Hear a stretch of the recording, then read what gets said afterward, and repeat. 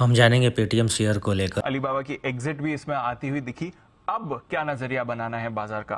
Paytm ये है counter जहां पर आपको करना है फोकस। रिसेंटली 35% की रैली भी आई थी काउंटर में बहुत ही छोटे पीरियड में, बट अभी भी अगर आप इसके आईपीओ प्राइस से देखेंगे तो 60-70% की गिरावट ही इसमें दिख रही है।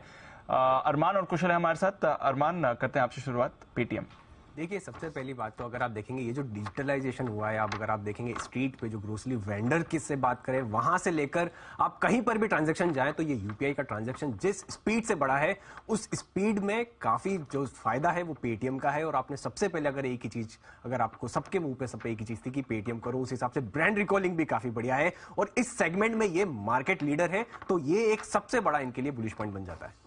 देखिए, मेरा तो एक ही सवाल है, ये कब तक रहने वाला है?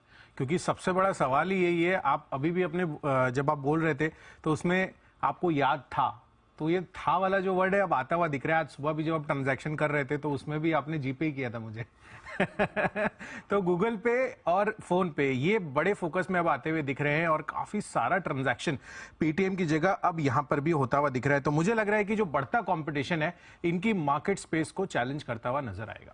देखिए, मेरे को डेफिनेटली, मैंने बोला याद था क्योंकि अब मेरे को याद है कि ये एडजस्टेड इबिट्टा लेवल पर पॉजिटिव आ चुके हैं। अब उसी के साथ साथ अगर आप देखेंगे, और सबसे एक इंपॉर्टेंट बात की जो इन्होंने फोरकास्ट किया था उससे 2 क्वार्टर पहले ही एडजस्टेड इबिट्टा पे पॉजिटिव आ चुके हैं। और उसके साथ अगर आप मैनेजमेंट का अर्निंग्स कॉल सुनिए, हर एक क्वेश्चन पर मैनेजमेंट जिस कन्विक्शन के साथ हर एक सेगमेंट के बारे में बात कर रहा है, जिस कॉन्फिडेंस के साथ बात कर रहा है, वो काफी सपोर्ट करता है यहां पर कि जो अब यहां से जो बिजनेस चलने वाला है वहां पे उनको काफी क्लैरिटी है कि यहां से अब सिर्फ अपसाइड बाकी है।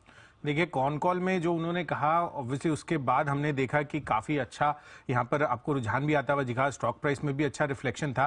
पर कहीं ना कहीं अगेन जो मैं कंपटीशन की बात कर रहा हूं तो गूगल के साथ तो इनका कोई कंपटीशन है ही नहीं। साथ ही आपको ये चीज भी ध्यान रखनी है कि इसके पहले भी जब आप जोमेटो पर कर रहे थे लिंक, तो उसमें भी एडजस्टेड इस वर्ड का काफी बड़ा यूज हुआ था। तो यहां पर भी एडजस्टेड बेसिस पर ऑपरेटिंग लेवल पर अगर आप देखेंगे तो यहां पर जो मुनाफा है वो आता हुआ दिखा है और बॉटम लाइन अभी भी घाटे में है। तो नंबर्स में अभी भी पॉजिटिविटी रिफ्लेक्ट नहीं हो रही है।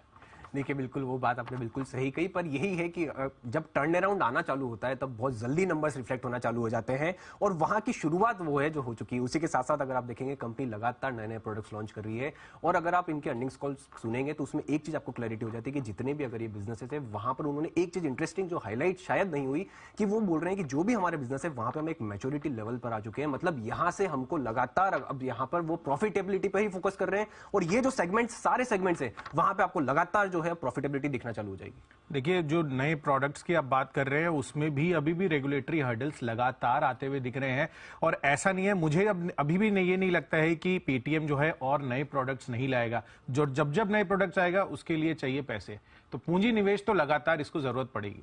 बिल्कुल सही बात है। और उसी के साथ पर आप इंटरेस्टिंग बात ये भी देखिए, अगर पैसों की दिक्कत यहाँ पर नहीं है क्योंकि अगर आप अभी भी कैश ऑन बुक्स देखेंगे तो वो काफी कंफर्टेबल है।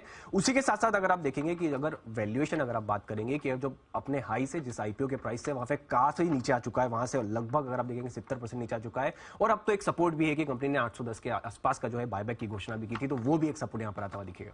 चलिए, सपोर्ट तो है, अब देखना होगा कि ये आईपीओ प्राइस तक कब तक पहुंचता है, क्योंकि यही बड़ा सवाल है और सबसे बड़ी चिंता यही बनी हुई है। और इसी वजह से ब्रोकरेज हाउसेज में अगर आप देखें तो मॉर्गन स्टैनले ने इक्वल वेट रेटिंग की राय के साथ अभी भी 700 के नीचे का ही टारगेट रखा हुआ है। देखिए, गोल्डमैन फिर भी अभी भी बुलिश है और वो 1150 का टारगेट भी दे रहे हैं।